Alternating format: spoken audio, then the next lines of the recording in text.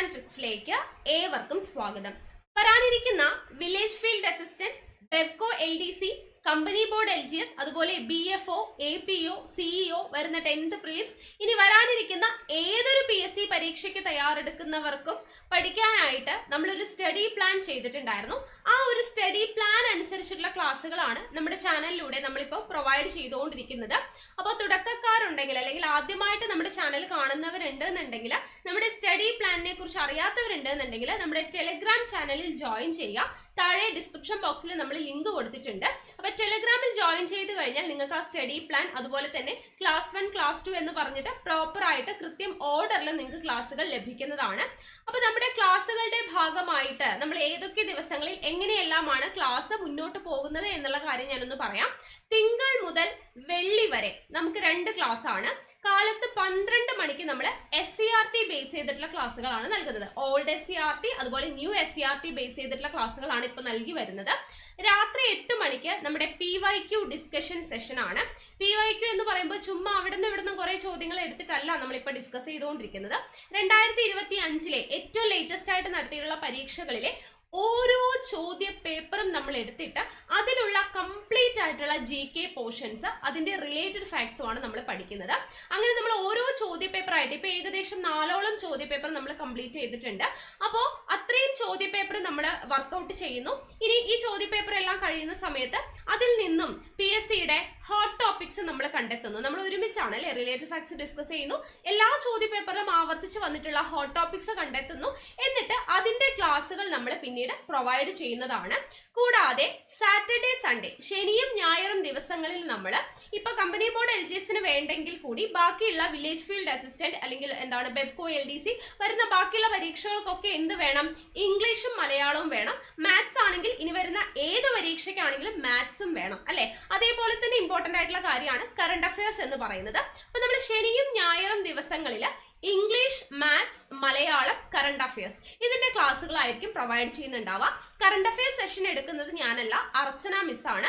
രാത്രി 8 മണിക്ക് ഞായറാഴ്ചകളിൽ വീക്ക്ലി കറണ്ട് അഫയേഴ്സ് ആണ് നമ്മൾ നൽകി വരുന്നത്. എല്ലാ സൺഡേയും നമുക്ക് കറണ്ട് അഫയേഴ്സിന്റെ ക്ലാസ് ഉണ്ട്. ബാക്കി ഇംഗ്ലീഷ്, മാത്സ്, മലയാളത്തിന്റെ ക്ലാസ്സുകൾ കൂടി നമ്മൾ റെക്കോർഡഡ് സെഷനായിട്ട് ഞാൻ ഓൾറെഡി എടുത്തിട്ടുള്ള ക്ലാസ്സുകളാണ്. പക്ഷെ വളരെ ഡീറ്റെയിൽഡ് ആയിട്ട് തുടക്കക്കാർക്ക് പോലും, ഒട്ടും അറിയാത്തവർക്ക് പോലും മനസ്സിലാവുന്ന രീതിയിലാണ് നമ്മൾ ക്ലാസ്സുകളെല്ലാം എടുത്തു വെച്ചിട്ടുള്ളത്. അപ്പൊ ആ ഓരോ ക്ലാസ്സുകളും നിങ്ങൾക്ക് വേണ്ടിയിട്ട് ശനി, ഞായർ ദിവസങ്ങളിൽ നമ്മൾ പ്രൊവൈഡ് ചെയ്യുന്നുണ്ട്. ഓക്കെ, അപ്പൊ ഈ ഒരു രീതിയിലാണ് നമ്മുടെ ക്ലാസ്സുകൾ ഇപ്പോ മുന്നോട്ട് പോയിക്കൊണ്ടിരിക്കുന്നത്. അപ്പൊ ഇതുവരെയും നമ്മുടെ സ്റ്റഡി പ്ലാനിൽ ജോയിൻ ചെയ്യാത്തവരുണ്ട് എന്നുണ്ടെങ്കിൽ ജോയിൻ ചെയ്യാം. ഫ്രീ ക്ലാസ് ആണ്. യൂട്യൂബിൽ തന്നെയാണ് നമ്മൾ ക്ലാസ്സുകളെല്ലാം നൽകുന്നത്. അപ്പൊ കൃത്യമായിട്ടുള്ള ഓർഡറിൽ നിങ്ങൾക്ക് പഠിച്ചു വരണം എന്നുണ്ടെങ്കിൽ ടെലിഗ്രാം ചാനലിൽ ജോയിൻ ചെയ്യണേ. PYQ ഡിസ്കഷൻ സെഷന് നമ്മൾ ക്ലാസ് 1, ക്ലാസ് 2, ക്ലാസ് 3 എന്ന് പറഞ്ഞു കൊടുത്തിട്ടുണ്ട്. അതേപോലെ SCRT സ്റ്റാർട്ട് ചെയ്യുമ്പോൾ ക്ലാസ് എത്രയാണ് നമ്പർ, അതുപോലെ SCRTയുടെ എത്രാമത്തെ ക്ലാസ് ആണെന്നുള്ളത് നമ്മൾ മെൻഷൻ ചെയ്യുന്നുണ്ട്. ഇംഗ്ലീഷ് ആണെങ്കിൽ ഇംഗ്ലീഷിന്റെ എത്രാമത്തെ ക്ലാസ് ആണ്, എല്ലാം ക്ലാസ് നമ്പർ മെൻഷൻ ചെയ്ത് നമ്മൾ ടെലിഗ്രാമിലാണ് കറക്റ്റ് ആയിട്ട് കൊടുത്തിട്ടുള്ളത്. സോ ടെലിഗ്രാമിൽ എല്ലാവരും ജോയിൻ ചെയ്യുക. ഡിസ്ക്രിപ്ഷൻ ബോക്സിൽ ലിങ്ക് കൊടുത്തിട്ടുണ്ട്. ഓക്കെ അല്ലേ? പിന്നെ നമ്മുടെ ക്ലാസ്സുകളൊക്കെ ഇഷ്ടമാണെങ്കിൽ ലൈക്ക് ചെയ്യുക. അതുപോലെ നിങ്ങളുടെ സജഷൻസ് എന്തുണ്ടെങ്കിലും താഴെ കമന്റ് ആയിട്ട് അറിയിക്കാം.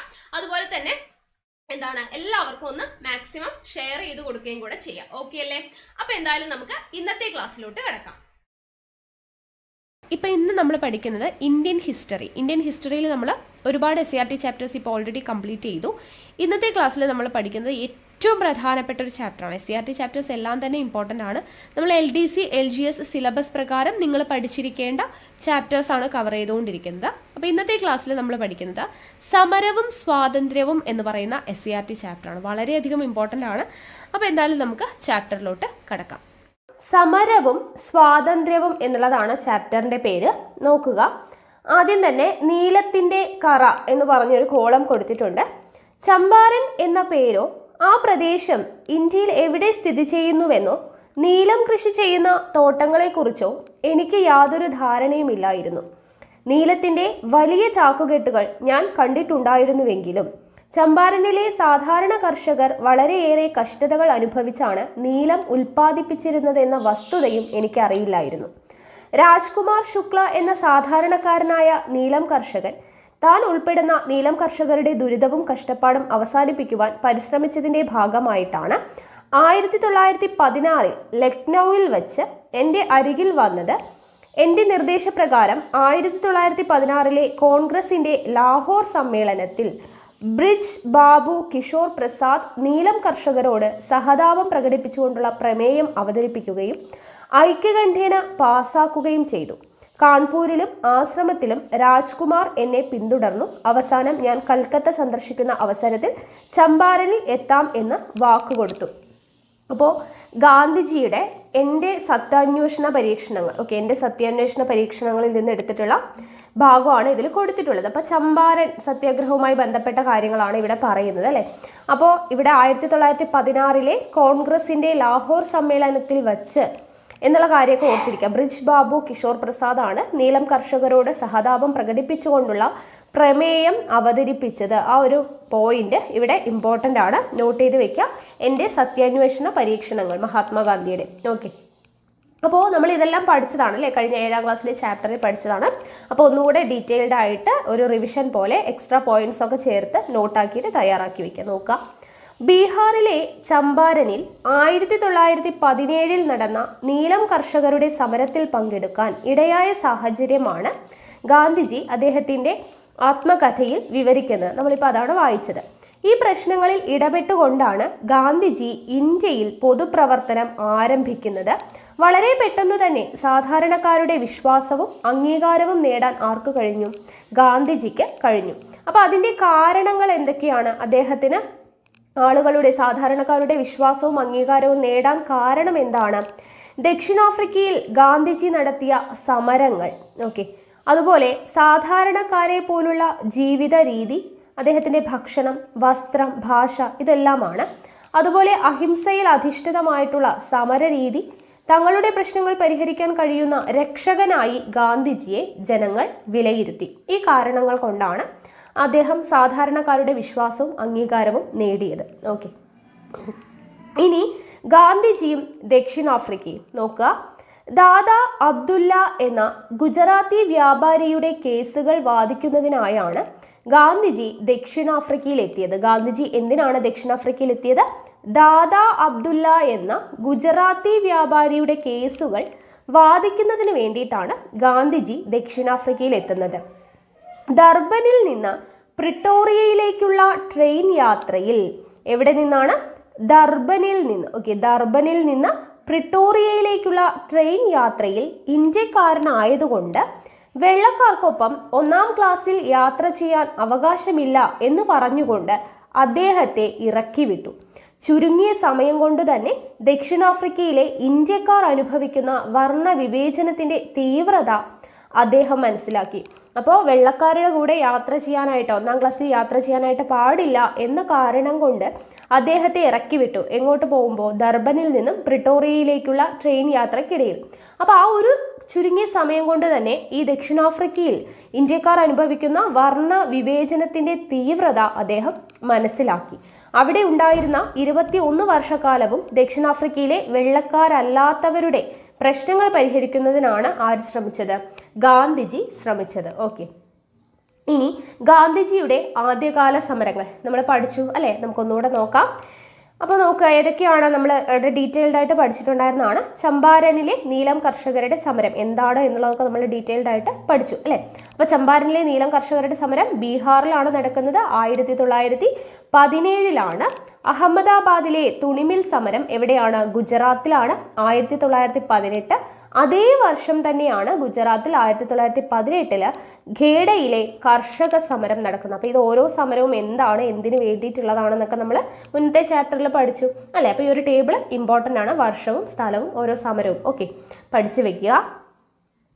ചമ്പാരനിലെ നീലം കർഷകരുടെ പ്രശ്നത്തിൽ ഇടപെട്ട ഗാന്ധിജി നിയമലംഘനവും സഹന സമരവും പോലുള്ള സമര രീതികളാണ് സ്വീകരിച്ചത് അല്ലെ. നമ്മൾ നിയമലംഘനം എന്താണ് എന്നുള്ളതൊക്കെ പഠിച്ചു. അപ്പൊ ചമ്പാരനിലെ നീലം കർഷകരുടെ പ്രശ്നത്തിൽ ഇടപെട്ട ഗാന്ധിജി നിയമലംഘനവും സഹന സമരവും പോലുള്ള സമര രീതികളാണ് സ്വീകരിച്ചത്.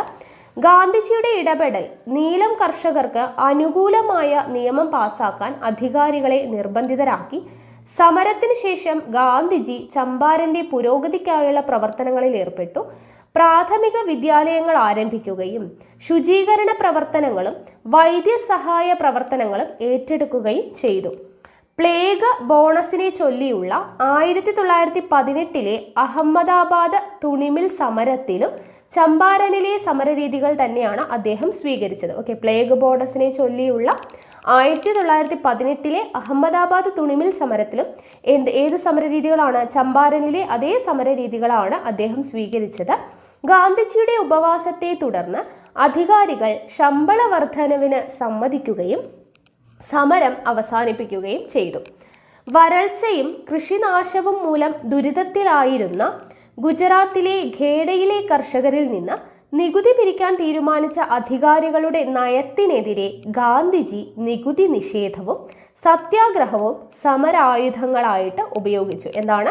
വരൾച്ചയും കൃഷിനാശവും മൂലം ദുരിതത്തിലായിരുന്ന ഗുജറാത്തിലെ ഖേഡയിലെ കർഷകരിൽ നിന്ന് നികുതി പിരിക്കാനായിട്ട് തീരുമാനിച്ച അധികാരികളുടെ നയത്തിനെതിരെ, നമ്മൾ ഖേഡയിലെ കർഷക സമരം 1918 പറഞ്ഞു. അപ്പോൾ ആ ഒരു അധികാരികൾ നികുതി പിരിക്കാനായിട്ട് തീരുമാനിച്ചപ്പോൾ അതിനെതിരെ ഗാന്ധിജി എന്ത് ചെയ്തു? നികുതി നിഷേധവും സത്യാഗ്രഹവും സമരായുധങ്ങളായിട്ട് ഉപയോഗിച്ചു. അതിൻ്റെ ഫലമായി സർക്കാർ നികുതി ഇളവുകൾ നൽകാൻ തയ്യാറായി. സത്യാഗ്രഹത്തിലും അഹിംസയിലും അധിഷ്ഠിതമായ ആദ്യകാല സമരങ്ങൾ ഗാന്ധിജിയെ ജനസമൂഹത്തിന്റെ നേതാവാക്കി തീർത്തു. അപ്പം നമ്മൾ ഓരോ വരികളും വായിക്കുന്നത് അത്രത്തോളം നമുക്ക് സ്റ്റേറ്റ്മെന്റ് ടൈപ്പ് ക്വസ്റ്റ്യൻസ് ഒക്കെ വരുമ്പോൾ എവിടെ നിന്നാണ് ചോദിക്കുക എന്നറിയില്ല. അപ്പം അതുകൊണ്ടാണ് ഓരോ പോയിന്റും വായിക്കുന്നത് കേട്ടോ. ഇനി പ്ലേഗ് ബോണസ് നോക്കുക.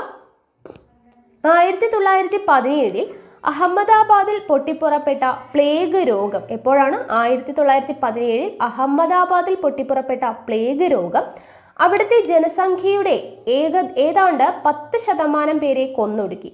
ഈ കാലയളവിൽ തൊഴിലാളികൾക്ക് അവരുടെ ശമ്പളത്തിന്റെ 80% വരെ ബോണസായി നൽകിയിരുന്നു. ഓക്കെ, 1917 അഹമ്മദാബാദിൽ എന്ത് വന്നു? പ്ലേഗ് രോഗം വന്നു. അങ്ങനെ അവിടുത്തെ 10% ജനസംഖ്യയുടെ 10% പേർ മരിച്ചു. അപ്പോൾ എന്ത് സംഭവിച്ചു? മറ്റുള്ള തൊഴിലാളികൾക്ക് അവരുടെ ശമ്പളത്തിന്റെ 80% വരെ ബോണസ് ആയിട്ട് നൽകിയിരുന്നു. പക്ഷേ രോഗഭീതി മൂലം തൊഴിലാളികൾ തൊഴിൽ ഉപേക്ഷിച്ച് പോകാതിരിക്കാനായിട്ട് ഏർപ്പെടുത്തിയതാണ് എന്ത്? ഈ 80% ബോണസ് കൊടുക്കുന്നത്. ഓക്കെ, രോഗം പകർന്നാലോ എന്ന് കരുതി തൊഴിൽ ചെയ്യാതിരുന്നാൽ പ്രശ്നമില്ലേ? അപ്പോൾ അങ്ങനെ തൊഴിൽ ഉപേക്ഷിച്ച് പോവാതിരിക്കാൻ വേണ്ടിയിട്ട് ഒരു ബോണസ് സംവിധാനം 80% ബോണസ് കൊടുത്തു. ഒന്നാം ലോക യുദ്ധം കൊണ്ടുണ്ടായ വിലക്കയറ്റത്തെ പ്രതിരോധിക്കാൻ തൊഴിലാളികൾക്ക് സഹായകമായി. രോഗഭീതി ഒഴിഞ്ഞതോടുകൂടിയിട്ട് എന്ത് ചെയ്തു? ഈ ആനുകൂല്യം, ഈ ബോണസ് നിർത്തലാക്കി. അപ്പോൾ തൊഴിലാളികൾ എന്താണ്? സമരം ചെയ്തു. അതാണ് പ്ലേഗ് ബോണസ് എന്ന് അറിയപ്പെടുന്നത്. ഓക്കെ, ഇനി ഗാന്ധിജി ഇന്ത്യയിൽ നടത്തിയ ആദ്യകാല സമരങ്ങളുടെ ഫലങ്ങൾ എന്താണ്? ആദ്യകാല സമരങ്ങൾ ഏതൊക്കെയാണെന്ന് നമ്മൾ പറഞ്ഞല്ലേ? ചമ്പാരനിലെ സമരം, അഹമ്മദാബാദിലെ തുണിമിൽ സമരം, അതുപോലെ ഖേഡയിലെ കർഷക സമരം. അപ്പോൾ ഈ സമരങ്ങളുടെ എല്ലാം ഫലങ്ങൾ എന്തൊക്കെയാണ് എന്നുള്ളതാണ് കൊടുത്തിട്ടുള്ളത്. നോക്കുക. ഗാന്ധിജിയുടെ സമരരീതിയും ആശയങ്ങളും സാധാരണക്കാരായ ജനങ്ങൾക്ക് പരിചയപ്പെടാൻ അവസരം ലഭിച്ചു. ഓക്കെ, ഗാന്ധിജിയുടെ സമരരീതി എന്തൊക്കെയാണ്, ആശയങ്ങൾ എന്തൊക്കെയാണ് എന്നുള്ളത് സാധാരണക്കാരായ ജനങ്ങൾ പരിചയപ്പെടാൻ അവസരം ലഭിച്ചു. വിദ്യാസമ്പന്നരായ ആളുകൾക്കിടയിൽ മാത്രമായി ഒതുങ്ങി നിന്നിരുന്ന ദേശീയ പ്രസ്ഥാനത്തിലേക്ക് സാധാരണക്കാരായ ജനങ്ങളും ആകർഷിക്കപ്പെട്ടു. ഓക്കെ, വിദ്യാസമ്പന്നരായിട്ടുള്ള ആളുകൾക്കിടയിൽ മാത്രം ഒതുങ്ങി നിന്ന ദേശീയ പ്രസ്ഥാനത്തിലേക്ക് ആരുകൂടെ വന്നു? സാധാരണക്കാരായ ജനങ്ങൾ വന്നു. പട്ടണങ്ങളിൽ മാത്രം ഒതുങ്ങി നിന്നിരുന്ന ദേശീയ പ്രസ്ഥാനത്തിന് ഗ്രാമപ്രദേശങ്ങളിലും വേരോട്ടമുണ്ടായി. ഓക്കെ, പട്ടണങ്ങളിൽ മാത്രം വിദ്യാസമ്പന്നരായ ആളുകളിൽ മാത്രം, അതുപോലെ പട്ടണങ്ങളിൽ മാത്രം ഒതുങ്ങി നിന്നിരുന്ന ദേശീയ പ്രസ്ഥാനത്തിൽ ഗ്രാമപ്രദേശങ്ങളിലും സാധാരണക്കാർക്കിടയിലും വേരോട്ടമുണ്ടായി. എല്ലാ വിഭാഗം ജനങ്ങൾക്കും സ്വീകാര്യനായ ദേശീയ നേതാവായിട്ട് ആര് മാറി? ഗാന്ധിജി മാറി. ഓക്കെ, അപ്പോൾ ഇതൊക്കെയാണ് എന്ത്? ഗാന്ധിജിയുടെ ആദ്യകാല സമരങ്ങൾ കൊണ്ടുണ്ടായ ഫലങ്ങൾ എന്ന് പറയുന്നത്. അടുത്തത് ദേശീയ സമരത്തിലേക്ക്. ബ്രിട്ടീഷ് സർക്കാർ പാസാക്കിയ റൗലറ്റ് നിയമത്തിനെതിരെ, റൗലറ്റ് നിയമം എന്താണെന്ന് നമ്മൾ പറഞ്ഞു അല്ലേ? അപ്പോൾ ബ്രിട്ടീഷ് സർക്കാർ പാസാക്കിയ റൗലറ്റ് നിയമത്തിനെതിരെ പ്രതിഷേധിച്ചുകൊണ്ടാണ് ഗാന്ധിജി ഇന്ത്യൻ ദേശീയ സമരത്തിലേക്ക് കടന്നത്. ഓക്കെ, ഭീകരവാദ പ്രവർത്തനങ്ങൾ തടയാൻ എന്ന പേരിൽ പൗരാവകാശങ്ങൾക്ക് നിയന്ത്രണം ഏർപ്പെടുത്തിക്കൊണ്ട് 1919 ബ്രിട്ടീഷ് പാർലമെന്റ് പാസാക്കിയ നിയമമാണിത്. ഓക്കെ, എന്ത്? ഇന്ത്യൻ ദേശീയ സമരം. ഓക്കെ, അപ്പോൾ എന്താണ്? ബ്രിട്ടീഷ് സർക്കാർ പാസാക്കിയ റൗലറ്റ് നിയമത്തിനെതിരെ പ്രതിഷേധിച്ചുകൊണ്ടാണ് ഗാന്ധിജി ഇന്ത്യൻ ദേശീയ സമരത്തിലേക്ക് കടന്നത്. ഭീകരവാദ പ്രവർത്തനങ്ങൾ തടയാനെന്ന പേരിൽ പൗരാവകാശങ്ങൾക്ക് നിയന്ത്രണം ഏർപ്പെടുത്തിക്കൊണ്ട് 1919 ബ്രിട്ടീഷ് പാർലമെന്റ് പാസാക്കിയ നിയമമാണ് ഈ റൗലറ്റ് നിയമം എന്ന് പറയുന്നത്. ഈ നിയമപ്രകാരം ഏതൊരാളെയും അറസ്റ്റ് ചെയ്ത് വിചാരണ കൂടാതെ തടങ്കലിൽ വയ്ക്കാമായിരുന്നു. അപ്പൊ റൗലറ്റ് നിയമപ്രകാരം ഏതൊരാളെയും അറസ്റ്റ് ചെയ്ത് എന്ത് ചെയ്യാം? വിചാരണ കൂടാതെ തടങ്കലിൽ വയ്ക്കാം എന്നുള്ളതാണ്. ഇനി ഇന്ത്യയിലെമ്പാടും ശക്തമായ പ്രതിഷേധം രൂപപ്പെടുന്നതിന് ജാലിയൻ വാലാബാഗ് സംഭവം കാരണമായി. അപ്പോൾ എന്താണ് ജാലിയൻ വാലാബാഗ് കൂട്ടക്കൊല എന്നുള്ളത് ഇവിടെ കൊടുത്തിട്ടുണ്ട്, നമുക്ക് നോക്കാം. ജാലിയൻ വാലാബാഗ് കൂട്ടക്കൊല. റൗലറ്റ് നിയമവിരുദ്ധ സമരങ്ങൾക്ക് നമ്മൾ പഠിച്ചതാണ്. ഓക്കെ, നോക്കാം. എന്നിരുന്നാലും റൗലറ്റ് നിയമവിരുദ്ധ സമരങ്ങൾക്ക് പഞ്ചാബിൽ നേതൃത്വം നൽകിയ സൈഫുദ്ദീൻ കിച്ലു, സത്യപാൽ എന്നിവരെ അറസ്റ്റ് ചെയ്തതിൽ പ്രതിഷേധിക്കാനായി 1919 ഏപ്രിൽ 13 ജനങ്ങൾ എന്ത് ചെയ്തു? അമൃത്സറിലെ ജാലിയൻ വാലാബാഗിൽ ഒത്തുകൂടി. അമൃത്സർ പട്ടണത്തിന്റെ നിയന്ത്രണം ഈ സമയം പട്ടാളം ഏറ്റെടുത്തിരുന്നു. പട്ടാള മേധാവിയായ ജനറൽ ഡയർ തന്റെ ഉത്തരവ് ലംഘിച്ചു എന്ന് വ്യാഖ്യാനിച്ചുകൊണ്ട് യാതൊരു മുന്നറിയിപ്പുമില്ലാതെ 3 വശവും കെട്ടിടങ്ങളാൽ ചുറ്റപ്പെട്ട മൈതാനത്തിന്റെ പ്രവേശന കവാടത്തിൽ പട്ടാളക്കാരെ നിരത്തി നിരായുധരായ ജനങ്ങൾക്കു നേരെ വെടിവെക്കാൻ ഉത്തരവിട്ടു. 10 മിനിറ്റ് നീണ്ടുനിന്ന വെടിവയ്പിൽ 379 പേർ മരിച്ചു എന്നായിരുന്നു ഔദ്യോഗിക കണക്കെങ്കിലും മരണസംഖ്യ അതിൻ്റെ ഇരട്ടിയായിരുന്നു. അപ്പോൾ ജാലിയൻ വാലാബാഗിന്റെ ഡേറ്റ് 1919 ഏപ്രിൽ 13 എന്നുള്ളത് ഓർത്തിരിക്കുക. ആരാണ് ജാലിയൻ വാലാബാഗ് കൂട്ടക്കൊലയ്ക്ക് നേതൃത്വം നൽകിയത്? ജനറൽ ഡയറിന്റെ നേതൃത്വത്തിലാണ് നടന്നത്, അല്ലെ? അപ്പോൾ എന്താണ്? റൗലറ്റ് നിയമവിരുദ്ധ സമരങ്ങൾക്ക് പഞ്ചാബിൽ നേതൃത്വം നൽകിയ എന്താണ്? സൈഫുദ്ദീൻ കിച്ലു, സത്യപാൽ എന്നിവരെ അറസ്റ്റ് ചെയ്തതിൽ പ്രതിഷേധിക്കാൻ വേണ്ടിയിട്ടാണ് ഈ ജാലിയൻ വാലാബാഗിൽ ആര് കൂടുന്നത്? ജനങ്ങൾ എന്താണ്? ഒത്തുകൂടുന്നത്. ഓക്കെ, അപ്പോൾ ജാലിയൻ വാലാബാഗ് കൂട്ടക്കൊല എന്താണെന്ന് മനസ്സിലായി.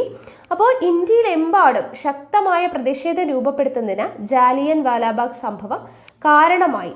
പ്ലാസി യുദ്ധം ബ്രിട്ടീഷ് ഭരണത്തിന് അടിത്തറയിട്ടെങ്കിൽ ജാലിയൻ വാലാബാഗ് സംഭവം ബ്രിട്ടീഷ് ഭരണത്തിന്റെ അടിത്തറ ഇളക്കി എന്നാണ് ജാലിയൻ വാലാബാഗ് സംഭവത്തെക്കുറിച്ച് ആര് പറഞ്ഞത്? ഗാന്ധിജി പ്രതികരിച്ചത്. അപ്പം അദ്ദേഹം പറഞ്ഞത് എന്താണ്?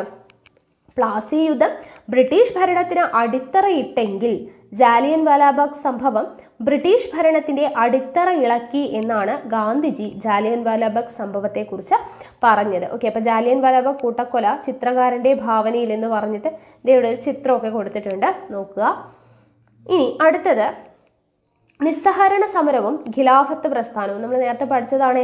അപ്പോൾ ഒന്നുകൂടെ നോക്കാം. ഗാന്ധിജിയുടെ നേതൃത്വത്തിൽ ഇന്ത്യൻ നാഷണൽ കോൺഗ്രസ് നടത്തിയ ആദ്യ ദേശീയ പ്രക്ഷോഭമാണ് നിസ്സഹകരണ സമരം. ഓക്കെ, ഇതുപോലെ തന്നെ നമ്മുടെ കഴിഞ്ഞ ഒരു എക്സാമിന്, ഏത് എക്സാമിനാണെന്ന് ഞാൻ ഓർക്കുന്നില്ല, ചോദിച്ചിട്ടുണ്ടായിരുന്നു. ഗാന്ധിജിയുടെ നേതൃത്വത്തിൽ ഇന്ത്യൻ നാഷണൽ കോൺഗ്രസ് നടത്തിയ ആദ്യത്തെ ദേശീയ പ്രക്ഷോഭമാണ് നിസ്സഹകരണ സമരം. അവിടെ കുറേ പേരൊക്കെ ചമ്പാരൻ സമരം, ഇന്ത്യയുടെ ആദ്യത്തെ എന്ന് പറഞ്ഞപ്പോൾ എന്താണ്? ആദ്യത്തെ സമരം ചമ്പാരൻ സമരം എന്ന് എഴുതി വെച്ചിട്ടുണ്ടായിരുന്നു. പക്ഷെ ആദ്യത്തെ ദേശീയ പ്രക്ഷോഭം എന്ന് എടുത്തു ചോദിച്ചിട്ടുണ്ടെങ്കിൽ നിസ്സഹകരണ സമരമാണ്. ഓക്കെ, റൗലറ്റ് വിരുദ്ധ സമരം നൽകിയ ആത്മവിശ്വാസം ബ്രിട്ടീഷ് ഭരണത്തോട് നിസ്സഹകരണം പ്രഖ്യാപിക്കാൻ ഗാന്ധിജിയെ പ്രേരിപ്പിച്ചു. ബ്രിട്ടീഷ് ഭരണത്തോട് നിസ്സഹകരണം പ്രഖ്യാപിക്കാൻ ഗാന്ധിജിയെ പ്രേരിപ്പിച്ചു. നിസ്സഹകരണത്തിന്റെ സവിശേഷതകൾ എന്തൊക്കെയാണ് എന്നുള്ളതാണ് ഇവിടെ ഒരു എന്താണ് കൊടുത്തിട്ടുള്ളത്. ഓക്കെ, ഇവിടെ ഒരു സർക്കിളിൽ കൊടുത്തിരിക്കുന്നുണ്ടോ? നിസ്സഹകരണ സമരത്തിന്റെ സവിശേഷതകളാണ് കൊടുത്തിട്ടുള്ളത്. നോക്കുക എന്തൊക്കെയാണ്. വക്കീലന്മാർ കോടതികൾ ബഹിഷ്കരിക്കുക. ഇതിന്റെ കുറേ അധികം പോയിന്റ്സ് നമ്മൾ ഫസ്റ്റ് 7ാം ക്ലാസ്സിൽ ഒരു ചാപ്റ്റർ പഠിച്ചപ്പോൾ പഠിച്ചു, അല്ലെ? അപ്പോൾ വക്കീലന്മാർ കോടതികൾ ബഹിഷ്കരിക്കുക, വിദേശ വസ്തുക്കൾ ബഹിഷ്കരിക്കുക, തിരഞ്ഞെടുപ്പുകൾ ബഹിഷ്കരിക്കുക, ബ്രിട്ടീഷ് പുരസ്കാരങ്ങൾ തിരികെ നൽകുക, നികുതി നൽകാതിരിക്കുക, വിദ്യാർത്ഥികൾ ഇംഗ്ലീഷ് വിദ്യാലയങ്ങൾ ബഹിഷ്കരിക്കുക. എന്തൊക്കെയാണ്?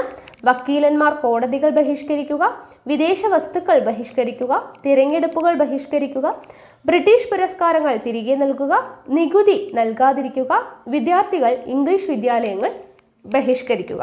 ഓക്കെ, അപ്പോൾ ഇതൊക്കെയാണ് നിസ്സഹകരണ സമരത്തിന്റെ സവിശേഷതകൾ എന്ന് പറയുന്നത്. ഇനി ഇന്ത്യയിലെ ജനങ്ങൾ ഗാന്ധിജിയുടെ ആഹ്വാനം സ്വീകരിച്ചതിന് ചില ഉദാഹരണങ്ങളാണ് ഇവിടെ കൊടുത്തിട്ടുള്ളത്. നോക്കുക, ഇന്ത്യയിലെ ജനങ്ങൾ ഗാന്ധിജിയുടെ ആഹ്വാനം സ്വീകരിച്ചതിന് ഉദാഹരണമാണ് അവധിലെ കർഷകർ നികുതി നൽകാൻ വിസമ്മതിച്ചു. ഓക്കെ, അവധിലെ കർഷകർ എന്ത് ചെയ്തു? നികുതി നൽകാനായിട്ട് വിസമ്മതിച്ചു. വടക്കൻ ആന്ധ്രയിലെ ഗിരിവർഗക്കാർ വന നിയമം ലംഘിച്ച് വനത്തിനുള്ളിൽ പ്രവേശിക്കുകയും ഉൽപ്പന്നങ്ങൾ ശേഖരിക്കുകയും ചെയ്തു. നമ്മൾ പറഞ്ഞു ഗോത്രവർഗക്കാർക്കെതിരെ ചൂഷണം കൊണ്ടുവന്നപ്പോൾ വന നിയമം കൊണ്ടുവന്നെന്ന് പറഞ്ഞു. അപ്പോൾ ആ നിയമം ലംഘിക്കുക എന്ന് പറയുന്നത് ബ്രിട്ടീഷുകാരെ എതിർക്കുന്നത് പോലെയാണ് അല്ലേ. അപ്പോൾ വടക്കൻ ആന്ധ്രയിലെ ഗിരിവർഗക്കാർ വന നിയമം ലംഘിച്ച് എന്ത് ചെയ്തു? വനത്തിനുള്ളിൽ പ്രവേശിക്കുകയും ഉൽപ്പന്നങ്ങൾ ശേഖരിക്കുകയും ചെയ്തു. ദെൻ ഉത്തർപ്രദേശിലെ കർഷകർ കോളനി ഉദ്യോഗസ്ഥരുടെ ചുമടുകൾ എടുക്കാൻ വിസമ്മതിച്ചു. ഓക്കെ, ഉത്തർപ്രദേശിലെ കർഷകർ കോളനി ഉദ്യോഗസ്ഥരുടെ ചുമടുകൾ എടുക്കാൻ വിസമ്മതിച്ചു. തൊഴിലാളികൾ പണിമുടക്കി. വക്കീലന്മാർ കോടതിയിൽ പോകാൻ വിസമ്മതിച്ചു. വിദ്യാർത്ഥികൾ ബ്രിട്ടീഷ് സർക്കാരിന്റെ സ്കൂളുകളും കോളേജുകളും ഉപേക്ഷിച്ചു. സ്ത്രീകളടക്കമുള്ള ജനങ്ങൾ വിദേശ വസ്ത്രങ്ങൾ പൊതുനിരത്തുകളിൽ കൂട്ടിയിട്ട് കത്തിച്ചു. അപ്പോൾ ഇതൊക്കെ എന്താണ്? ജനങ്ങൾ ഗാന്ധിജിയുടെ ആഹ്വാനം സ്വീകരിച്ചതിനുള്ള തെളിവുകളാണ്. ഓക്കെ, ബഹിഷ്കരണത്തോടൊപ്പം നിർമ്മാണ പ്രവർത്തനങ്ങൾക്കും ഗാന്ധിജി ആഹ്വാനം നൽകിയിട്ടുണ്ട്. ഓക്കെ, ബഹിഷ്കരണം മാത്രമല്ല, ഇപ്പൊ ഇത്രയും നേരം നമ്മൾ പറഞ്ഞത് ബഹിഷ്കരണമാണ്. അതോടൊപ്പം തന്നെ നിർമ്മാണ പ്രവർത്തനങ്ങൾക്കും കൂടി ഗാന്ധിജി എന്ത് ചെയ്തു? ആഹ്വാനം നൽകി. ഇതിനെ തുടർന്ന് ജനങ്ങൾ തദ്ദേശീയമായ ഉൽപ്പന്നങ്ങൾ നിർമ്മിക്കുകയും ചർക്കയിൽ നൂൽ നൂറ്റ് ഖാദി വസ്ത്രങ്ങൾ നെയ്യുകയും ദേശീയ വിദ്യാലയങ്ങൾ ആരംഭിക്കുകയും ഹിന്ദി പ്രചരിപ്പിക്കുകയും ചെയ്തു. ഓക്കെ, അപ്പോൾ ബഹിഷ്കരണം മാത്രമല്ല, നിർമ്മാണ പ്രവർത്തനങ്ങളും കൂടി ഉണ്ടായിരുന്നു. എന്തൊക്കെയാണ് ഉണ്ടായിരുന്നത്? ജനങ്ങൾ തദ്ദേശീയമായിട്ടുള്ള ഉൽപ്പന്നങ്ങൾ നിർമ്മിച്ചു, ചർക്കയിൽ നൂൽനൂറ്റ് ഖാദി വസ്ത്രങ്ങൾ നെയ്തു, ദേശീയ വിദ്യാലയങ്ങൾ ആരംഭിച്ചു, ഹിന്ദി പ്രചരിപ്പിച്ചു. ഓക്കെ, ഐത്തോച്ചാടന പ്രവർത്തനങ്ങളും ഇതിന്റെ ഭാഗമായിരുന്നു. എന്താണ്? ഐത്തോച്ചാടന പ്രവർത്തനങ്ങളും ഇതിന്റെ ഭാഗമായിരുന്നു. അക്കാലത്ത് സ്ഥാപിക്കപ്പെട്ട ദേശീയ വിദ്യാലയങ്ങൾക്ക് ഉദാഹരണമാണ്, ഇമ്പോർട്ടൻ്റ് ആണ് കേട്ടോ. ദേശീയ വിദ്യാലയങ്ങൾ ഏതൊക്കെയാണ്?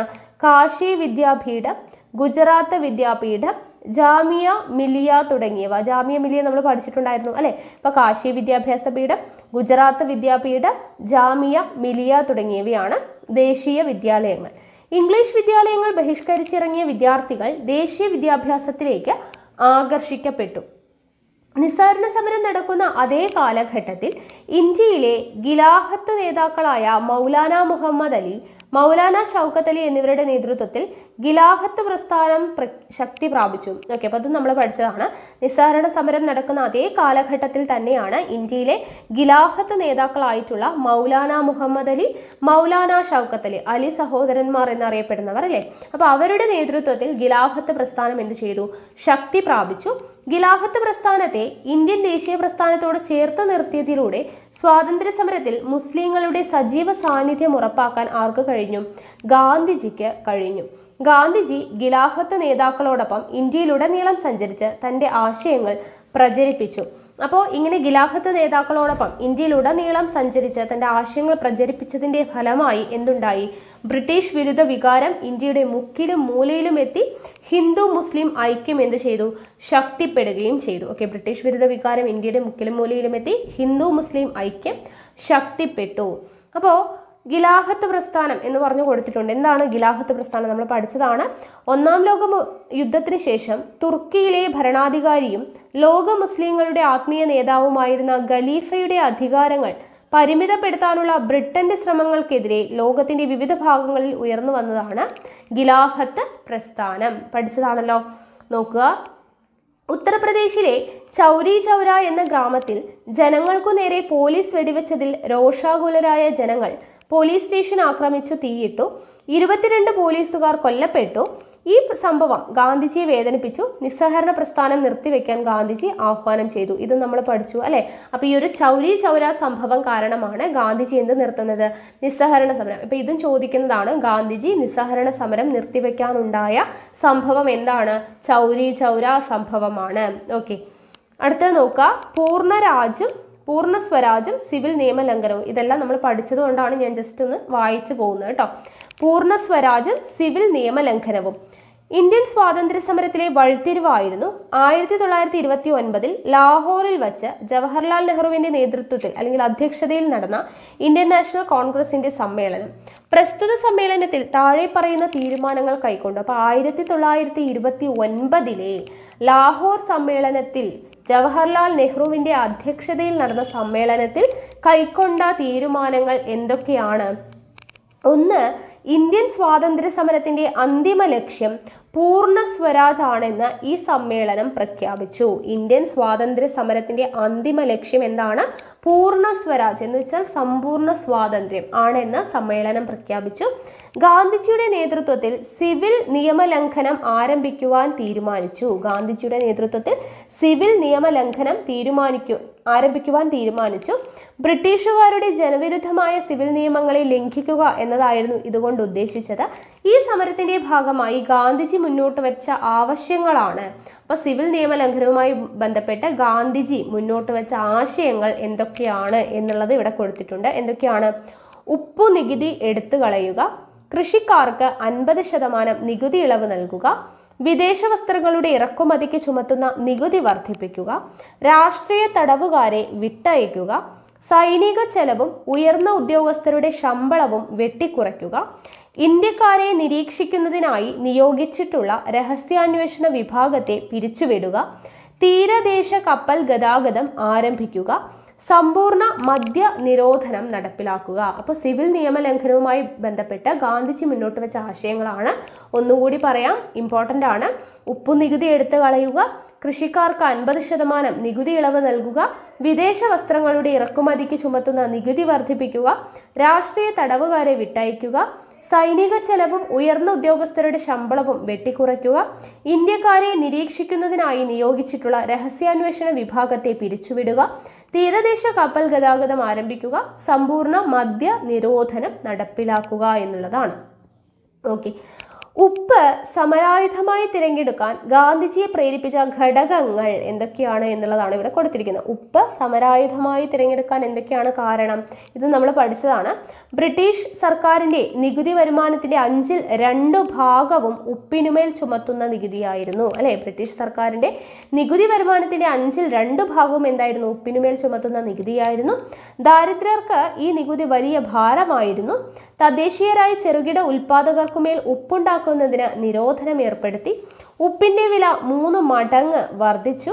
സാധാരണക്കാരെ ഉണർത്താൻ ഉതകുന്ന ഒരു മുദ്രാവാക്യമായിരുന്നു ഉപ്പു നികുതി എടുത്തു കളയുക എന്നുള്ളത്. ഉപ്പു നികുതി എടുത്തു കളയുക. അപ്പൊ ഇതൊക്കെയാണ് ഉപ്പ് സമരായുധമാക്കി തിരഞ്ഞെടുക്കാനായിട്ട് ഗാന്ധിജിയെ പ്രേരിപ്പിച്ച കാരണങ്ങൾ. ഇനി ഇവിടെ നോക്കുക, നിയമലംഘന സമരത്തിന്റെ ശക്തി വിശദീകരിച്ചുകൊണ്ട് ഗാന്ധിജി പറഞ്ഞ വാക്കുകളാണ്. 7 ലക്ഷം ഗ്രാമങ്ങളിലെ 10 പേർ വീതം ഉപ്പ് കുറുക്കാൻ തുടങ്ങുകയാണെങ്കിൽ ഈ സർക്കാരിന് എന്തു ചെയ്യുവാൻ കഴിയും? നിങ്ങൾക്ക് ഊഹിക്കാവുന്നതിൽ ഏറ്റവും നീചനായ സ്വേച്ഛാധിപതി പോലും സമാധാനപരമായി നിയമം ലംഘിക്കുന്ന ജനതയെ പീരങ്കി കൊണ്ട് നേരിടാൻ ഊറ്റം കാണിക്കുകയില്ല. നിങ്ങൾ ഒരൽപ്പം സ്വയം മാറാൻ തയ്യാറായാൽ നമുക്ക് ഈ സർക്കാരിനെ കുറഞ്ഞ സമയം കൊണ്ട് ക്ഷീണിപ്പിക്കുവാൻ കഴിയുമെന്ന് ഞാൻ നിങ്ങൾക്ക് ഉറപ്പ് നൽകുന്നു. ഗാന്ധിജി പറഞ്ഞതാണ് നിയമലംഘന സമരത്തിന്റെ ശക്തിയെക്കുറിച്ച്. നോക്കി, അടുത്തത് വട്ടമേശ സമ്മേളനങ്ങളാണ്. ഇന്ത്യയിൽ നടപ്പിൽ വരുത്തേണ്ട ഭരണപരിഷ്കാരങ്ങളെക്കുറിച്ച് ചർച്ച ചെയ്യാനായി ബ്രിട്ടീഷ് ഗവൺമെന്റ് ലണ്ടനിലെ ജെയിംസ് പാലസിൽ 1930, 31, 32 എന്നീ വർഷങ്ങളിൽ 3 വട്ടമേശ സമ്മേളനങ്ങൾ വിളിച്ചു ചേർത്തു. 2ാം വട്ടമേശ സമ്മേളനത്തിലാണ് ഇന്ത്യൻ നാഷണൽ കോൺഗ്രസിനെ പ്രതിനിധീകരിച്ച് ആര് പങ്കെടുക്കുന്നത്? ഗാന്ധിജി പങ്കെടുക്കുന്നത്. ഇത് നമ്മൾ പഠിച്ചതാണ്. 3 വട്ടമേശ സമ്മേളനങ്ങളുണ്ട്. 3ലും പങ്കെടുത്ത ആരാണ്? ഡോക്ടർ BR അംബേദ്കർ ആണ്. 2ാം വട്ടമേശ സമ്മേളനത്തിലാണ് ഗാന്ധിജി പങ്കെടുക്കുന്നത്. വർഷം 1930, 1931, 1932 എന്നീ വർഷങ്ങളിലാണ് വട്ടമേശ സമ്മേളനങ്ങൾ. ഓക്കെ, ഗാന്ധിജിയുടെ ആഹ്വാനം ഏറ്റെടുത്ത ജനങ്ങൾ ഇന്ത്യയുടെ വിവിധ ഭാഗങ്ങളിൽ എന്ത് ചെയ്തു? ഉപ്പ് കുറുക്കി നിയമലംഘനത്തിൽ പങ്കാളികളായി. കേരളത്തിൽ പയ്യന്നൂർ, തമിഴ്നാട്ടിൽ വേദാരണ്യം, മഹാരാഷ്ട്രയിൽ ബോംബെ, ബംഗാളിൽ നവഖാലി, വടക്കു പടിഞ്ഞാറൻ അതിർത്തി പ്രദേശം തുടങ്ങിയവ നിയമലംഘന സമരത്തിന്റെ പ്രധാന കേന്ദ്രങ്ങളായി. അപ്പൊ നിയമലംഘന സമരത്തിന്റെ പ്രധാന കേന്ദ്രങ്ങൾ എവിടേക്കാണ്? കേരളത്തിലെ പയ്യന്നൂർ, തമിഴ്നാട്ടിലെ വേദാരണ്യം, മഹാരാഷ്ട്രയിൽ മുംബൈ, ബംഗാളിലെ നവഖാലി, വടക്കു പടിഞ്ഞാറൻ പ്രദേശം അതിർത്തി പ്രദേശം എന്നിവിടങ്ങളിലാണ് നിയമലംഘന സമരത്തിന്റെ പ്രധാന കേന്ദ്രങ്ങൾ. ഇവിടങ്ങളിൽ സമര വോളണ്ടിയർമാർ ഉപ്പുണ്ടാക്കി ജനങ്ങൾക്ക് വിതരണം ചെയ്യുകയും ദേശീയ പതാക ഉയർത്തുകയും ബ്രിട്ടീഷ് വിരുദ്ധ മുദ്രാവാക്യം വിളിക്കുകയും ചെയ്തു. ഗുജറാത്തിലെ ധരാസന ഉപ്പു നിർമ്മാണശാലയിലേക്ക് സരോജിനി നായിഡുവിന്റെ നേതൃത്വത്തിൽ പുറപ്പെട്ട സത്യാഗ്രഹികളെ വളരെ നിഷ്ഠൂരമായ രീതിയിൽ ബ്രിട്ടീഷ് പോലീസ് നേരിട്ടു. എവിടേക്കാണ്? ഗുജറാത്തിലെ ധരാസന ഉപ്പു നിർമ്മാണശാലയിലേക്ക് ആരുടെ നേതൃത്വത്തിൽ? സരോജിനി നായിഡുവിന്റെ നേതൃത്വത്തിൽ പുറപ്പെട്ട സത്യാഗ്രഹികളെയാണ് ബ്രിട്ടീഷുകാർ നേരിട്ടത്. ഉപ്പ് സത്യാഗ്രഹത്തെ തുടർന്ന് ബ്രിട്ടീഷ് ഗവൺമെന്റ് ഗാന്ധിജിയെ എന്ത് ചെയ്തു? അറസ്റ്റ് ചെയ്യുകയും സമരം ക്രൂരമായി അടിച്ചമർത്തുകയും ചെയ്തു. അടുത്തത് ബ്രിട്ടീഷുകാർ ഇന്ത്യ വിടുക. അപ്പൊ നോക്കുക, ഇതാ ഒരു മന്ത്രം, ഒരു കൊച്ചു മന്ത്രം ഞാൻ നിങ്ങൾക്ക് തരുന്നു. നിങ്ങളുടെ ഓരോ ശ്വാസവും അതിന് ആവിഷ്കാരം നൽകണം. പ്രവർത്തിക്കുക അല്ലെങ്കിൽ മരിക്കുക.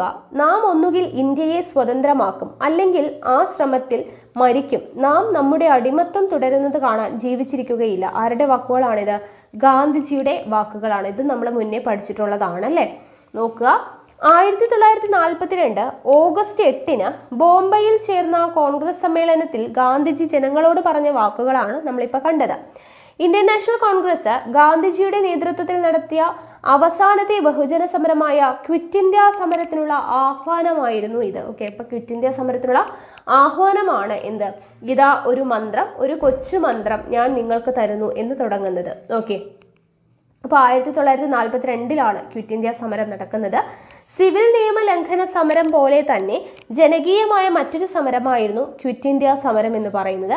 എല്ലാ അധികാരങ്ങളും ഇന്ത്യക്ക് കൈമാറി ഇന്ത്യ വിടാൻ ബ്രിട്ടീഷുകാരെ നിർബന്ധിക്കുന്ന അഹിംസയിൽ ഊന്നിയുള്ള സമരമാണ് ഇതിലൂടെ ഇന്ത്യൻ നാഷണൽ കോൺഗ്രസ് വിഭാവനം ചെയ്തത്. ക്വിറ്റ് ഇന്ത്യ സമരത്തിന് കാരണമായ ചില ഘടകങ്ങളാണ് അടുത്ത് പറയുന്നത്. ഓക്കെ, ക്വിറ്റ് ഇന്ത്യ സമരത്തിന് കാരണമായ ഘടകങ്ങൾ എന്തൊക്കെയാണ്?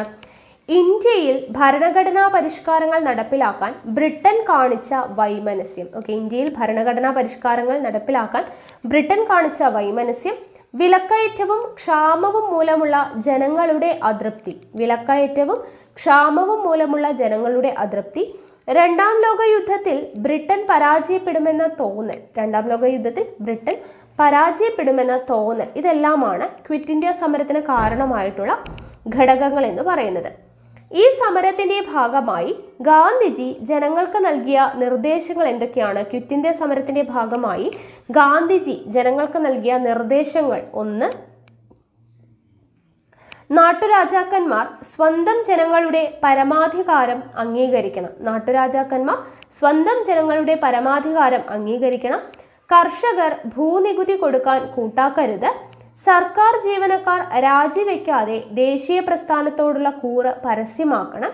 പട്ടാളക്കാർ സ്ഥാനങ്ങൾ വെടിയാതെ സ്വന്തം ആൾക്കാർക്കു നേരെ വെടിവെക്കാൻ വിസമ്മതിക്കണം. ഇതെല്ലാമാണ് ക്വിറ്റ് ഇന്ത്യ സമരത്തിന്റെ ഭാഗമായി ഗാന്ധിജി ജനങ്ങൾക്ക് നൽകിയ നിർദ്ദേശങ്ങൾ. എന്തൊക്കെയാണ്? നാട്ടുരാജാക്കന്മാർ സ്വന്തം ജനങ്ങളുടെ പരമാധികാരം അംഗീകരിക്കണം. കർഷകർ ഭൂനികുതി കൊടുക്കാൻ കൂട്ടാക്കരുത്.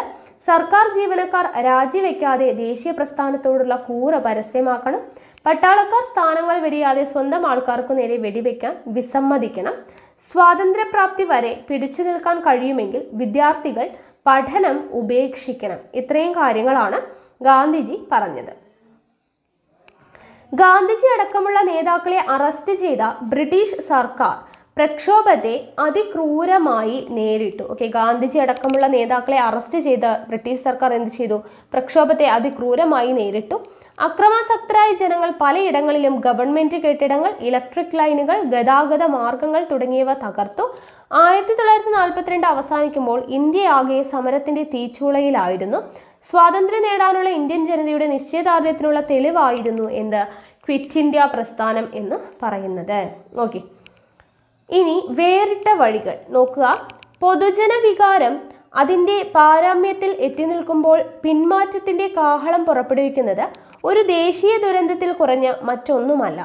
മഹാത്മയുടെ പ്രധാന കൂട്ടാളികളായ ദേശബന്ധു CR ദാസ്, മോത്തിലാൽ നെഹ്റു, ലാലാ ലജ്പത് റായ്, പിന്നെ ഞാനും ജയിലിൽ വെച്ച് പൊതുജനങ്ങളുടെ പ്രതിഷേധത്തോടൊപ്പം ചേർന്നു. മഹാത്മാഗാന്ധിയുടെ ഈ പിന്മാറ്റത്തിൽ ദുഃഖിതനും രോഷാകുലനുമായ ദേശബന്ധുവിനെയായിരുന്നു ഞാൻ ജയിലിൽ വെച്ച് കണ്ടത്. ആരുടെ വാക്കുകളാണ്? സുഭാഷ് ചന്ദ്രബോസിൻ്റെതാണ്. ഇമ്പോർട്ടൻ്റ് ആണ്, നോട്ട് ചെയ്ത് വെച്ചേക്കാം.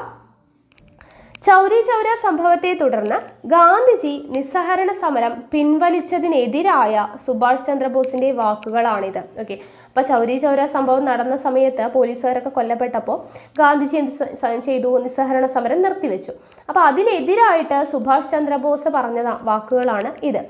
ഇത്തരത്തിൽ ഗാന്ധിയൻ സമര രീതികളിൽ നിന്നും ആശയങ്ങളിൽ നിന്നും വ്യത്യസ്തമായ കാഴ്ചപ്പാടുണ്ടായിരുന്ന പ്രസ്ഥാനങ്ങളും വ്യക്തികളും ഇന്ത്യയുടെ ദേശീയ സമരത്തിൽ നിർണായക പങ്കുവഹിച്ചു.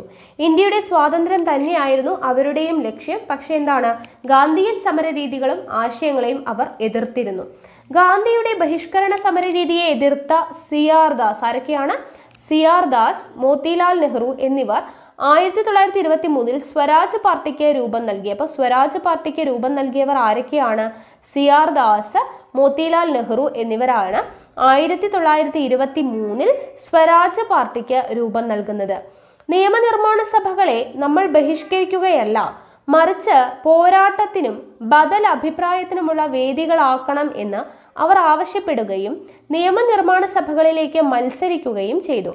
ക്രമേണ ഗാന്ധിയൻ സമര രീതികളോടുള്ള വിയോജിപ്പ് കൂടുതൽ ശക്തമായ രീതിയിൽ പ്രകടമാകാനായിട്ട് തുടങ്ങി. പഞ്ചാബ്, രാജസ്ഥാൻ, ഉത്തർപ്രദേശ്, ബീഹാർ എന്നിവിടങ്ങളിലെ വിപ്ലവകാരികൾ ഡൽഹിയിൽ വെച്ച് 1928 ഹിന്ദുസ്ഥാൻ സോഷ്യലിസ്റ്റ് റിപ്പബ്ലിക്കൻ അസോസിയേഷൻ എന്ന സംഘടനയ്ക്ക് രൂപം നൽകി.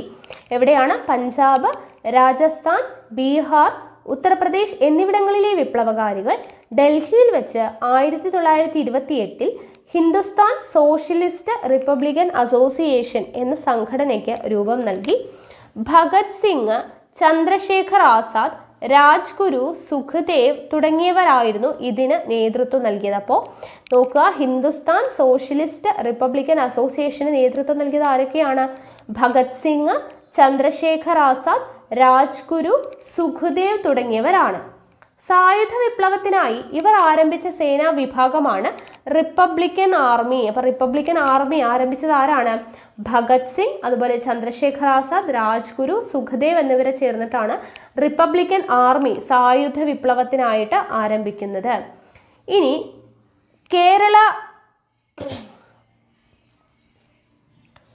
ഇനി കോളനി ഭരണം അട്ടിമറിക്കുകയും ഇന്ത്യൻ സംസ്ഥാനങ്ങളുടെ ഫെഡറൽ റിപ്പബ്ലിക് സ്ഥാപിക്കുന്നതിന് സായുധ വിപ്ലവം സംഘടിപ്പിക്കുകയുമായിരുന്നു ഇവരുടെ ലക്ഷ്യം. ദേശീയ നേതാക്കളിൽ ഒരാളായിരുന്നു ലാലാ ലജ്പത് റായിയുടെ മരണത്തിലേക്ക് നയിച്ച ലാത്തി ചാർജിന് ഉത്തരവാദിയായ സാൻഡേഴ്സ് എന്ന പോലീസ് ഉദ്യോഗസ്ഥനെ ഭഗത് സിംഗ്, രാജ്ഗുരു, സുഖ്ദേവ് എന്നിവർ ചേർന്ന് ലാഹോറിൽ വെച്ച് വെടിവെച്ചു കൊന്നു. അപ്പോൾ എന്താണ്? ഭഗത് സിംഗ്, ചന്ദ്രശേഖർ, അതുപോലെ തന്നെ രാജ്ഗുരു, സുഖ്ദേവ് തുടങ്ങിയവരാണ് റിപ്പബ്ലിക്കൻ ആർമി രൂപീകരിച്ചതെന്ന് പറഞ്ഞല്ലേ. സായുധ വിപ്ലവത്തിന് വേണ്ടിയിട്ടുള്ള റിപ്പബ്ലിക്കൻ ആർമി രൂപീകരിച്ചു. കോളനി ഭരണം അട്ടിമറിക്കുകയും ഇന്ത്യൻ സംസ്ഥാനങ്ങളുടെ ഫെഡറൽ റിപ്പബ്ലിക് സ്ഥാപിക്കുന്നതിന് സായുധ വിപ്ലവം സംഘടിപ്പിക്കുകയുമായിരുന്നു ആരുടെ ലക്ഷ്യം? ഭഗത് സിംഗിന്റെയും ചന്ദ്രശേഖർ ആസാദിന്റെയും രാജ്ഗുരുവിന്റെയും സുഖദേവിന്റെയും എല്ലാം ലക്ഷ്യം. ദേശീയ നേതാക്കളിൽ ഒരാളായിരുന്ന ലാലാ ലജ്പത് റായിയുടെ മരണത്തിലേക്ക് നയിച്ച ലാത്തി ചാർജിന് ഉത്തരവാദിയായിട്ടുള്ള സാൻഡേഴ്സ് എന്ന് പറയുന്ന പോലീസ് ഉദ്യോഗസ്ഥൻ. അപ്പോൾ ലാലാ ലജ്പത് റായിയുടെ മരണത്തിലേക്ക് നയിച്ച ലാത്തി ചാർജിന് ഉത്തരവാദിയായ പോലീസുകാരൻ ആരാണ്? സാൻഡേഴ്സ് ആണ്. സാൻഡേഴ്സ് എന്ന പോലീസ് ഉദ്യോഗസ്ഥനെ ഇവർ ചേർന്നിട്ട്, ഭഗത് സിംഗും രാജ്ഗുരു, സുഖ്ദേവും ചേർന്നിട്ട് ലാഹോറിൽ വെച്ച് എന്ത് ചെയ്തു?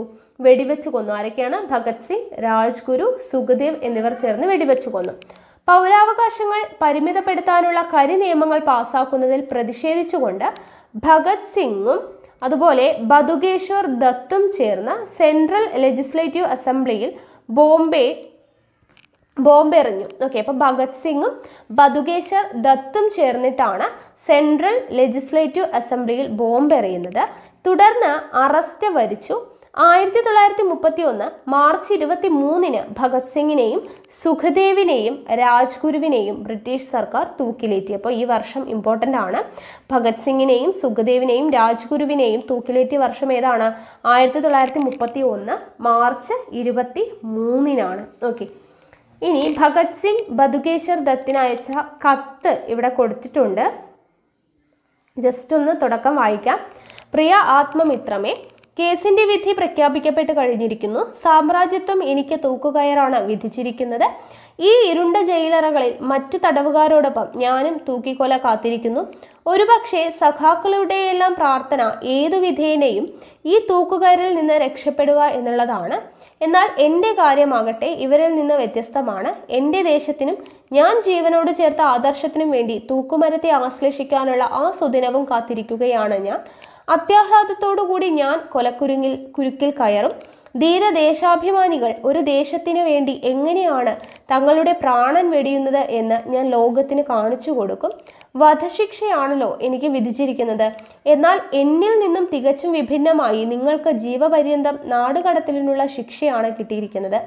അപ്പോഴും നിങ്ങൾ ജീവിക്കും.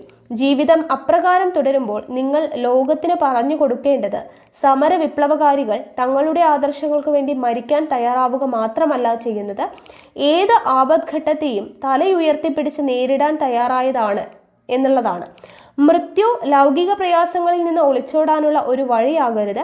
കൊലക്കയറിൽ നിന്ന് ഇറങ്ങി നടക്കാൻ കഴിഞ്ഞ വിപ്ലവ സഖാക്കൾ ജീവിക്കുകയും തങ്ങൾ കൊലമരത്തിലേറാൻ ഉത്സുകരാണെന്ന് മാത്രമല്ല, കൊഴുത്ത ഇരുട്ടിൽ ജയിൽ ഭിത്തികൾക്കുള്ളിൽ കിടന്ന അതിക്രൂരമായ പീഡനങ്ങൾ പോലും സഹിക്കുകയും ചെയ്യുമെന്ന് ലോകത്തിന് പറഞ്ഞു കൊടുക്കും. അപ്പോൾ ഭഗത് സിംഗ് എഴുതിയ കത്താണ് ഇവിടെ കൊടുത്തിട്ടുള്ളത്. ഓക്കെ, ആർക്കാണ്? ബതുകേശ്വർ ദത്തിന് അയച്ച കത്താണ്, ഭഗത് സിംഗിന്റെ കത്താണ് പറയുന്നത്. ഓക്കെ, ഇനി അടുത്തത് റഷ്യൻ വിപ്ലവത്തിൽ നിന്ന് പ്രചോദനം കൊണ്ട് 1930കളോടെ സോഷ്യലിസ്റ്റ് ആശയങ്ങൾ ഇന്ത്യയിൽ പ്രചരിക്കാൻ തുടങ്ങി.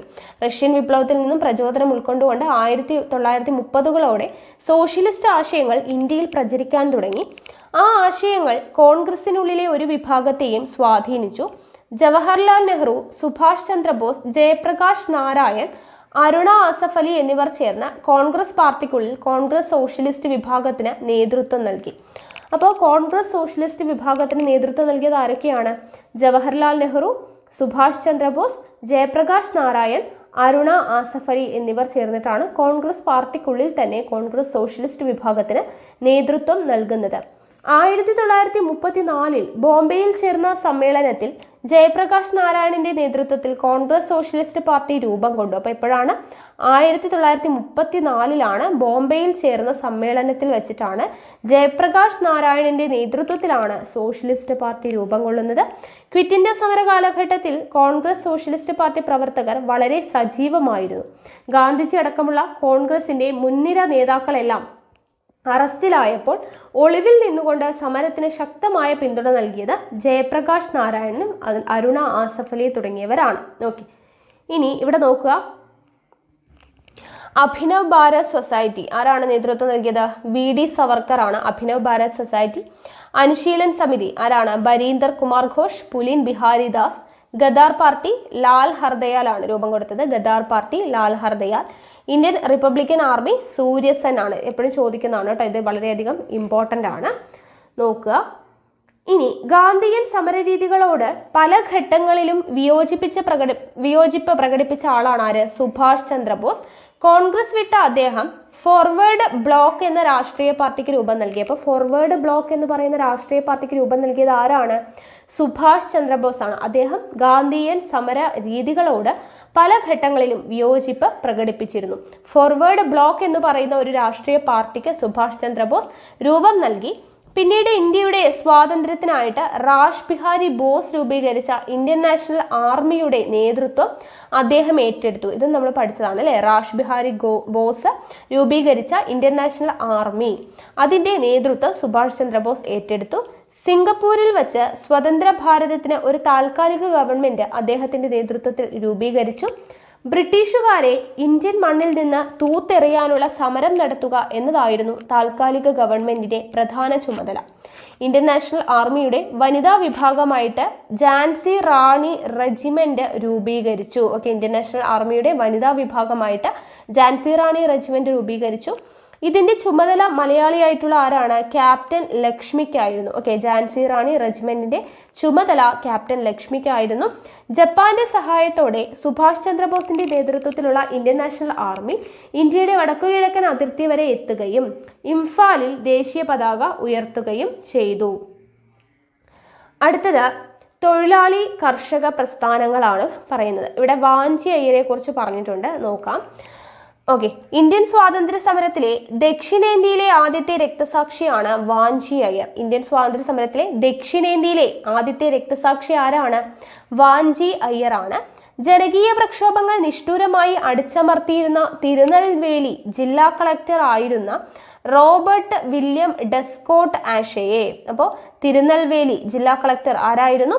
റോബർട്ട് വില്യം ഡെസ്കോട്ട് ആഷയെ 1911 ജൂലൈ 17 തമിഴ്നാട്ടിലെ മനിയാച്ചി റെയിൽവേ സ്റ്റേഷനിൽ വച്ച് വെടിവെച്ചു കൊന്നു.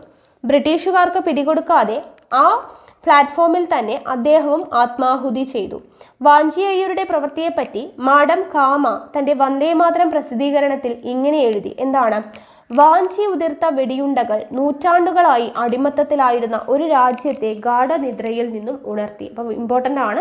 ഇന്ത്യൻ സ്വാതന്ത്ര്യ സമരത്തിലെ ദക്ഷിണേന്ത്യയിലെ ആദ്യത്തെ രക്തസാക്ഷി ആരാണ്? വാഞ്ചി അയ്യർ ആണ്. ഇനി അടുത്തത് തൊഴിലാളി കർഷക പ്രസ്ഥാനങ്ങളാണ്. റഷ്യൻ വിപ്ലവത്തെ തുടർന്ന് സോഷ്യലിസ്റ്റ് ആശയങ്ങളുടെ സ്വാധീനം ഇന്ത്യയിൽ തൊഴിലാളി പ്രസ്ഥാനങ്ങൾ രൂപീകരിക്കുന്നതിന് ഇടയാക്കി. ആദ്യകാലത്ത് ഇന്ത്യയിൽ രൂപീകരിക്കപ്പെട്ട തൊഴിലാളി സംഘടനകൾ ഏതൊക്കെയാണ് എന്നാണ് പറയുന്നത്. Ahmedabad textile association, Madras labour union. Okay, ഏതൊക്കെയാണ്? Ahmedabad textile association, Madras labour union എന്നിവയാണ്. 1920 NM ജോഷി, ലാലാ ലജ്പത് റായ് എന്നിവർ മുൻകൈയെടുത്ത് അഖിലേന്ത്യാ ട്രേഡ് യൂണിയൻ കോൺഗ്രസ് രൂപീകരിച്ചു. അഖിലേന്ത്യാ ട്രേഡ് യൂണിയൻ കോൺഗ്രസ് രൂപീകരിച്ചത് ആരൊക്കെയാണ്? NM ജോഷിയും ലാലാ ലജ്പത് റായും കൂടെ ചേർന്നിട്ടാണ്. ഈ സംഘടനയുടെ പ്രധാനപ്പെട്ട 3 ലക്ഷ്യങ്ങളാണ്. അഖിലേന്ത്യാ ട്രേഡ് യൂണിയൻ കോൺഗ്രസിന്റെ പ്രധാനപ്പെട്ട 3 ലക്ഷ്യങ്ങളാണ്. 1. തൊഴിലാളി വർഗം എന്ന നിലയിൽ സംഘടിക്കുകയും പ്രവർത്തിക്കുകയും ചെയ്യുക.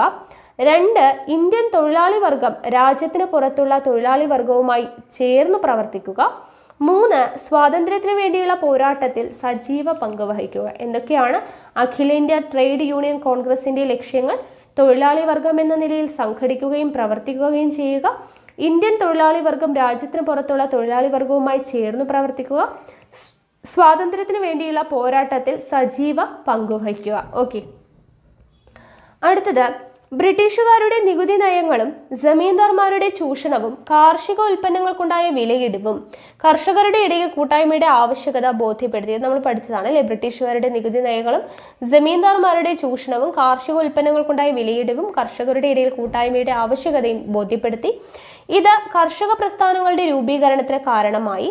NG രംഗ അടക്കമുള്ള കർഷക നേതാക്കളുടെ ശ്രമഫലമായി ലാഹോറിൽ വെച്ച് അഖിലേന്ത്യാ കിസാൻ കോൺഗ്രസ് സ്ഥാപിതമായി. അഖിലേന്ത്യാ കിസാൻ കോൺഗ്രസ് NG രംഗ അടക്കമുള്ള കർഷക നേതാക്കളുടെ ശ്രമഫലമായി എവിടെ വെച്ചിട്ടാണ്? ലാഹോറിൽ വെച്ചിട്ടാണ് അഖിലേന്ത്യാ കിസാൻ കോൺഗ്രസ് സ്ഥാപിതമാകുന്നത്.